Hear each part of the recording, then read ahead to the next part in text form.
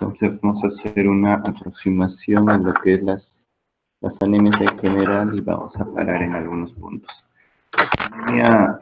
Como ven ustedes, la anemia ferropénica es una anemia bastante común que hemos repetido varias veces y lo vamos a seguir repitiendo. Entonces, dentro de lo que vemos, la anemia ferropénica es siempre tenemos que hacer el recordar el metabolismo de la absorción del hierro. El metabolismo de la absorción del hierro va en relación en el lugar, en el duodeno y partes altas del yeyuno, y la absorción intestinal de hierro se va principalmente en la luz del intestino.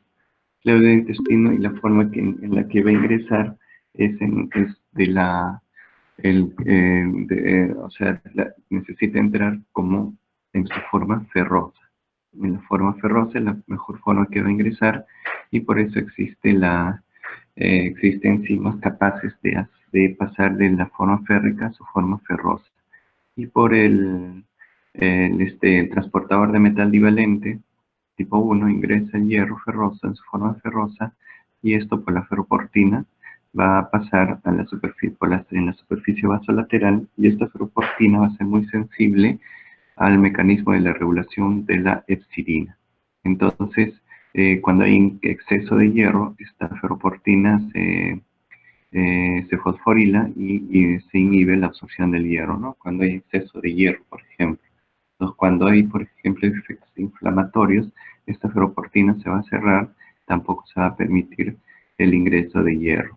Entonces, el paciente, esta ferroportina responde bien a la regulación de una proteína que es proteína de fase aguda, se llama, o reactante de fase aguda, que se va a utilizar que se va a secretar o se va a formar en el hígado. Es la epsidina. Entonces aquí tenemos este hierro ferrosa, pero su transporte se hace en forma férrica. Y en la forma férrica se transporta por la apotransferrina. Entonces, ¿cuánto de esta apotransferrina o transferrina se satura con el hierro que tenemos? Es el 30%. 30% de toda esta apotransferina, cuando la concentración de hierro es normal, se satura. Entonces, ¿cómo se transporta? En su forma de hierro, de forma de férrica, y esa forma férrica se transforma en dos moléculas para transportar a los lugares más, digamos, más necesarios, ¿no? Por ejemplo, los lugares necesarios como son la médula ósea, donde se va a formar, ¿no? Y la médula ósea, principalmente en lugares también para la formación de hemoglobina y la formación digamos, de otras enzimas o de coenzimas en las que participa el hierro. Entonces, este es un recuerdo: captación y destino del hierro. Miren, aquí está, receptores para transferrina.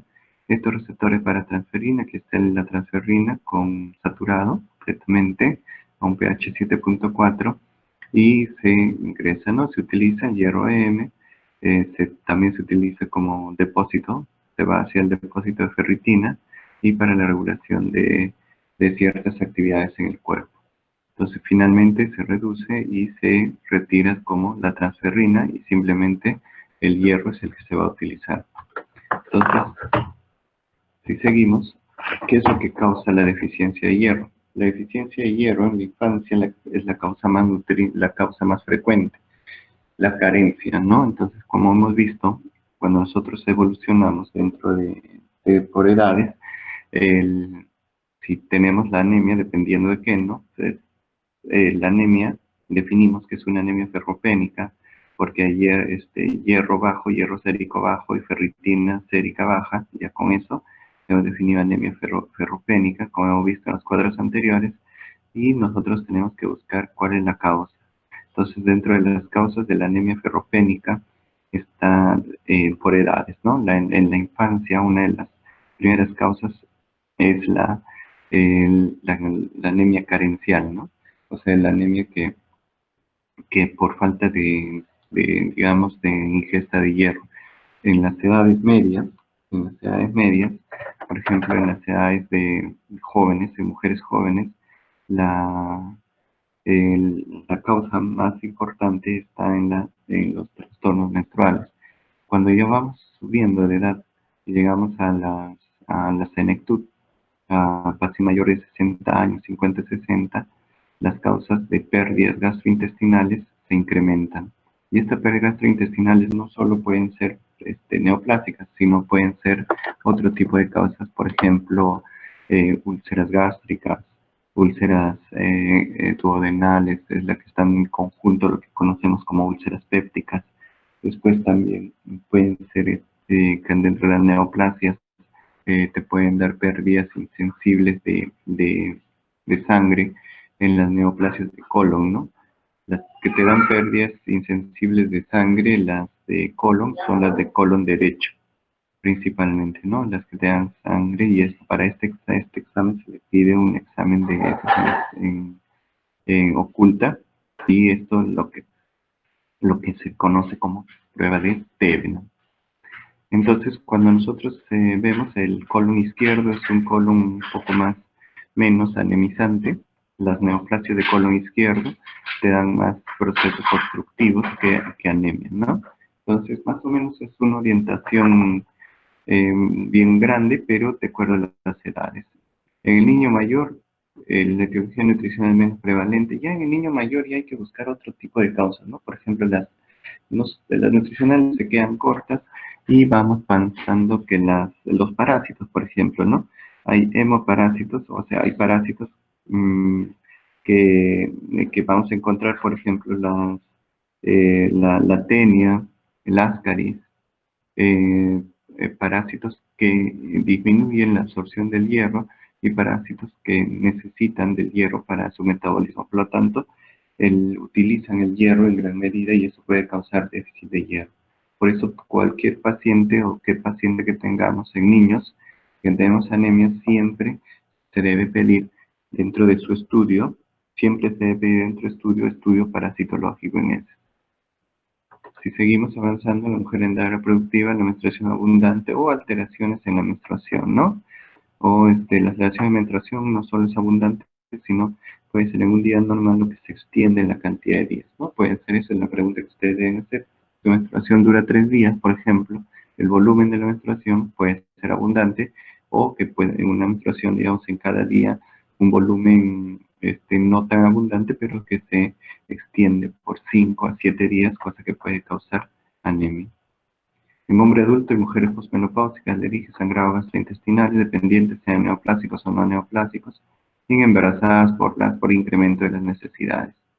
Cuando hablamos de la deficiencia de hierro, lo primero que se altera, que disminuye es la ferritina y finalmente ya se va a alterar la hemoglobina, ¿no? Entonces esto es progresivo. Lo primero que ya vamos depletando son los depósitos. Vamos quitando los depósitos para que finalmente ya lo que baja es la hemoglobina.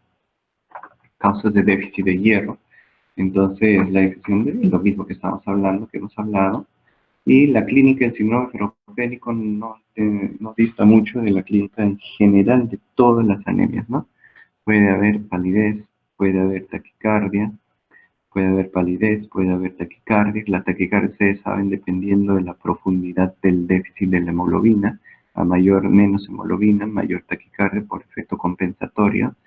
Eh, la palidez también puede haber en escleras, puede haber en piel, puede haber fatiga, y pueden haber otros síntomas que pueden estar asociadas a ciertas características de las anemias, ¿no?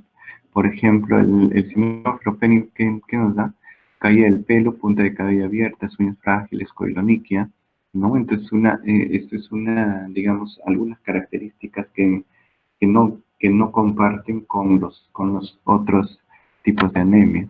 Estomatitis angular glosítica sí pueden compartirlo con las anemias por déficit de vitamina B12, esclerórticas azules en menor medida, y esto sí que es bien propio del síndrome ferropénico de las anemias por déficit de hierro.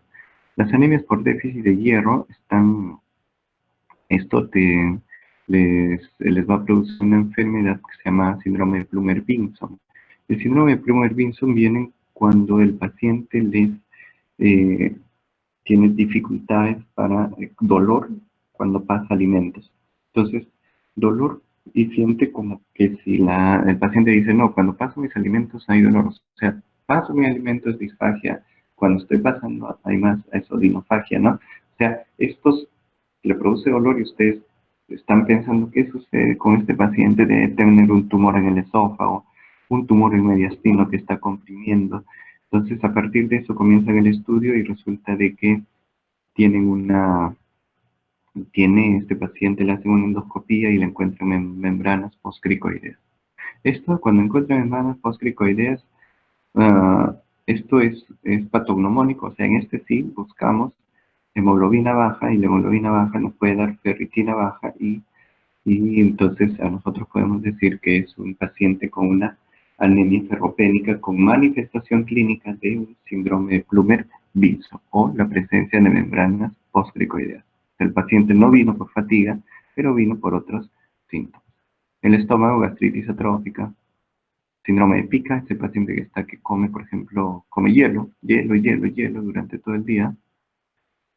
Trastornos de la conducta, esto más se ven en niños.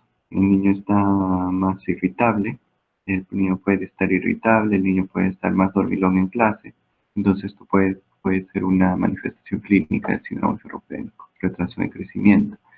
Cuando nosotros vemos estos valores normales de parámetro de hierro, esto sirve porque esto sí es necesario aprender, porque nosotros con esto comparamos, ¿no? Las unidades de microgramos por decilitro, nombres de 80 a 180 en promedio, porcentaje de saturación en promedio de 15 a 45, promedio de 30%, como hemos hablado. Y la ferritina sérica, tanto en hombres como en mujeres, ¿no? Entonces, esto sí tenemos que tener las cuestiones muy bien definidas como para poder determinar si este hierro es bajo y si es que la ferritina es baja, a partir de lo que tenemos acá. El diagnóstico podemos hacerlo solamente con un hemograma. Podemos encontrar un paciente con una hemoglobina en 7, con un BCM disminuido, y entonces podemos hablar, y el hemoglobina corpuscular media disminuida, el BCM disminuido, a eso le vamos a dar una anemia microcítica hipocrómica. A partir de eso, en nuestro mismo hemograma podemos ver ahí está en como RDW o como ADE, amplitud de distribución eritrocitaria, y el valor los normales 14.5. Si encuentra o mayor, encontramos anisocitosis o diferencias en los tamaños, que eso, bueno, esa es la traducción, pero la traducción en cuanto a anemia ferropénica es que en nuestro paciente vamos a encontrarla, está asociado, por ejemplo, a una amplitud de distribución eritrocitaria 18, 20, más anemia hipocrómica microcítica, ya estamos pensando en una anemia ferropénica. Reticulocitos bajos, también que nos podemos dar en nuestro hemograma completo, y la trombocitosis moderada, que es la que llamamos trombocitosis reactiva. Cuando hablamos de trombocitosis moderada, no estamos hablando que las plaquetas están entre 350.000 y 400.000. No pasa si es que hablábamos trombocitosis, por ejemplo, de 800.000, 700.000. No, estos no se asocian a anemia ferropénica. Puede entonces haber una anemia ferropénica más una patología mieloide conocido como trombocitosis esencial, que es un tipo de leucemia, ¿no? Entonces, los estadios van a pasar desde la depresión de los depósitos hasta lo que conocemos como anemia ferropénica, ¿no? Donde lo que sí llama la atención, el porcentaje de saturación de transferrina, va disminuyendo. Es una disminución en la anemia ferropénica disminuida, hierro sérico disminuido, volumen corpuscular medio disminuido, la hemoglobina disminuida y la ferritina disminuida. Aquí está todo disminuido, ¿no? El porcentaje de saturación de hierro disminuida. ¿Por qué? Porque tengo menos hierro para saturar, ¿no? Y estos son los diagnósticos diferenciales de la anemia ferropénica. Y los diagnósticos diferenciales, la principal diagnóstico diferencial se hace con las anemias por enfermedades crónicas. Como ustedes ven, la hemoglobina va a estar disminuida en la ferropénica, los reticulocitos también, el hierro sérico aquí va a estar disminuido, ponen muy poco que es normal, que está más bajo, ¿no? Y la transferrina va a estar baja, y de todo el porcentaje. Lo que sí, no, aquí lo que nos va a llamar la atención es que la ferritina en la anemia por enfermedad crónica va a estar normal. A diferencia de la talasemia, casi todo está normal. Lo único que nos llama la atención es una anemia microcítica. O sea, si tengo una anemia microcítica, reticulocitos normales, tengo una anemia microcítica con ferritina normal, con hierro sérico normal, tengo una con transferrina normal, saturación de transferrina normal, RDW normal, ¿qué estoy hablando? Mi sospecha se incrementa para pensar en una talasemia, ¿no? Talasemia que es un trastorno en el metabolismo de la hemoglobina. Entonces, ¿qué pido? Electroforesis en hemoglobina. Si yo tengo anemia y anemia microcítica hipocrómica con hierro sérico disminuido, ahí puedo pensar en ferropénica por enfermedad crónica. ¿Qué le pido? Ferritina. Está, bueno, es lo mismo. Y hay otras enfermedades que también se asocian, ¿no? Aquí no solo tenemos la ferropriva, enfermedad crónica, sino la intoxicación por plomo. Intoxicación por plomo, pero bueno, eso es de los menos comunes. Las anemias sideroblásticas que no solo van a ver cuando vean en sí hematología clínica. Cuando una vez que tenemos ya hemos definido, esto es una anemia ferropénica, en nuestro caso, en este segmento, nos preguntamos, ¿es nutricional? Bueno, ¿es niño o no es niño? Bueno, nutricional, preguntamos al paciente qué tipo de alimentación, está embarazada, eso obviamente la necesidad se incrementa, es un trastorno de la absorción, ¿no? Esto ya lo sacamos por el antecedente de mi paciente, preguntamos, usted que, no, sí, doctor, me he operado, y he tenido un cáncer gástrico, me han hecho una antrectomía, más una duodenectomía, y bueno, pues me sacaron, o sea, sacaron el lugar de mayor absorción, que es el duodeno, y donde se produce la mayor cantidad de ácido, ¿no? Entonces, por lo tanto, este paciente me hace una anemia ferropénica secundaria. Por pérdidas, preguntamos geniturinarias, entonces podemos hacer por ejemplo, los tumores renales, antes de que produzcan dolor, sensación de masa en el abdomen, que es lo que les va a producir, les puede producir hematuria. O sea, usted, al paciente le pides que hematuria microscópica, le pides que orine, le tomas un examen de orina y los hematíes te sale más de 100 por campo. Entonces, ¿qué te está diciendo? Está perdiendo sangre por la orina microscópica, que quizás no lo ha perdido pues en 5 días, 6 días, ¿no? Entonces lo ha ido perdiendo, pues, digamos, en el transcurso de buen tiempo y lo que ha pasado a ser una anemia. Las pérdidas digestivas, la que yo les decía, y cuando las pérdidas digestivas ustedes no lo pueden ubicar porque el paciente no los dice, se pide un examen, lo que está ahí, solicitamos sangre oculta en heces, o si la sangre oculta en heces me sale el TB, que se llama TB, sale positivo, esta, se le exige al paciente que se le exige al paciente que hacerse una colonoscopía. Esta colonoscopía, ¿para qué? Para ver si hay alguna lesión, una lesión a nivel a nivel de, una lesión a nivel del colon, ¿no? Ya sea colon derecho o colon izquierdo. Hematuria microscópica, endoscopia alta. La endoscopia alta es importante, ¿por qué? Porque con esto vemos lesiones a nivel del estómago y duodeno, ¿no? Duodeno, el parasitológico les dice parasitológico seriado, cada día se pide uno. Anemia por enfermedad crónica es una anemia asociada a enfermedades infecciosas crónicas, como ya les dije, disminución de glóbulos rojos. Eso es una de las consecuencias que hace la anemia por enfermedad crónica, ¿no? Hay una disminución en la secreción de eritropoyetina, disminución de la sensibilidad de la eritropoyetina, disminución consecuentemente, disminución de la producción de glóbulos rojos, hay un acortamiento en la vida media de los glóbulos rojos, después hay un incremento de rectante de fase aguda, por ejemplo, interleuquina 6, que lo produce el macrófago, y que va a producir una disminución en incremento en la secreción de psirina, que va a producir una disminución de la absorción y liberación de hierro sérico. Por lo tanto, consecuencia es una anemia por enfermedad crónica. Va a tener hierro sérico disminuido, saturación de transferrina disminuido y ferritina aumentada. Entonces, ¿qué enfermedades van a producir anemia por enfermedad crónica? Unas diversas enfermedades, ¿no? Infecciones, casi todas son crónicas. Las enfermedades autoinmunes, las neoplasias, ¿cuál es la enfermedad más común? Entre la crónica y la ferritina, los dos van por ahí, ¿no? O sea, no su estimado es un porcentaje. El más común, pues, obviamente, es que está relacionado por enfermedad crónica, ¿no? Sobre la ferritina. ¿Qué factores contribuyen? Metabolismo normal del hierro, bueno, lo que les estoy mencionando. Incapacidad para aumentar la eritropoiesis, acortamiento de la vida media. En el laboratorio, ya lo hemos hablado, puede incluso ser normocítica normocrómica, el cuento de reticulocitos es bajo, hierro bajo, saturación en transferrines normal o a veces bajo. Ferritina elevada. Son el diagnóstico diferencial que ya lo hemos visto. Las anemias megaloblásticas son anemias, el volumen corpuscular medio, glóbulos rojos, supera los 100 femtolitros, o sea, todas las anemias megaloblásticas son, son anemias de características macrocíticas. Todos, no está bien dicho. ¿Por qué?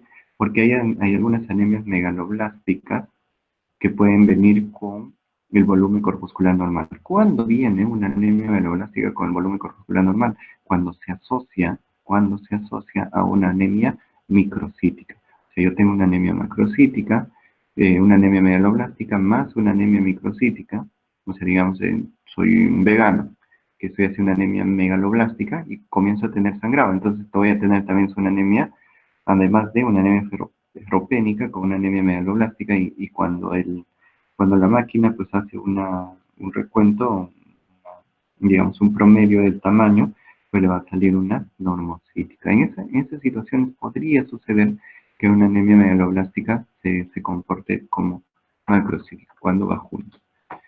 El enlentecimiento de la síntesis de ADN se produce por déficit de B12 y ácido fólico.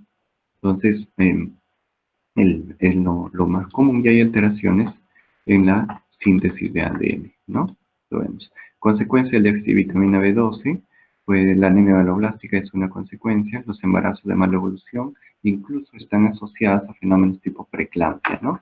Entonces, riesgo, bajo peso al nacer y defectos en cierre de tubo neural, anencefalio, por eso es que a las madres gestantes se les indica que deben de tomar folato.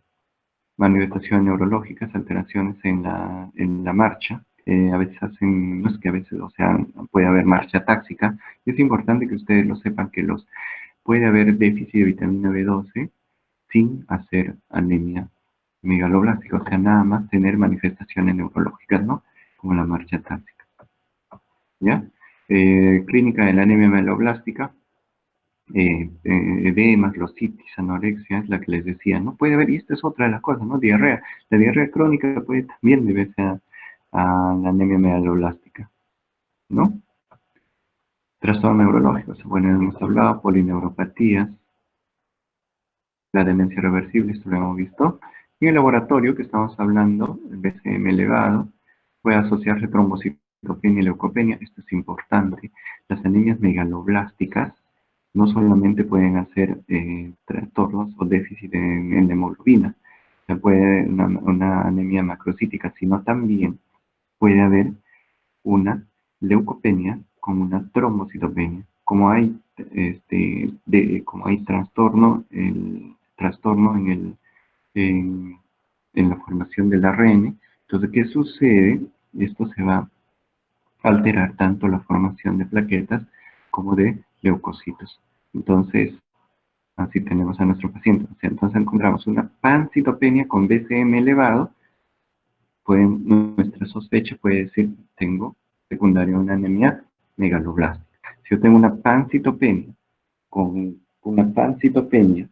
vitamina B12 o folato normal, y tengo una pancitopenia con una macrocitosis, entonces estoy hablando de que mi paciente tenga una mielodisplasia, por ejemplo, ¿no? Una mielodisplasia. Neutrófilos, este es uno de nuestros neutrófilos supersegmentados con más de 5 lobulaciones. Como ustedes saben, los neutrófilos tienen hasta de 3 a 5 lobulaciones. No todas las anemias macrocíticas son megaloblásticas, eso sí es importante, pero sí las megaloblásticas, casi todas están, no sé, como les digo, asociadas a anemia por déficit de hierro, ¿no? En el mielograma vamos a encontrar un aumento de la densidad hiperplasia eritroblástica, no hay mayor cosa, o sea, un aspirado de médula ósea. ¿Cuándo pido un aspirado de médula ósea? Cuando tengo una anemia megaloblástica, cuando tengo una anemia macrocítica con B12 normal, hierro sérico normal, no es hipotiroidismo, no es alcoholismo crónico, y cuando sospecho de una mielodisplasia, necesito rápidamente pedir un aspirado de médula ósea, o que aquí está un estudio de un mielograma. ¿Qué está sucediendo en la médula que me está produciendo esto, no? O tengo una pancitopenia que no se explica por ningún tipo de situaciones que la que estamos hablando. Bioquímica sérica, lactato deshidrogenasa va a estar elevada, bilirrubina indirecta elevada, y la bilirrubina indirecta elevada está elevada por fenómenos conocidos como eritropoiesis ineficaz. Siempre descartamos patologías tiroideas y siempre solicitamos y evaluamos dentro del antecedente de ingesta de alcohol crónica.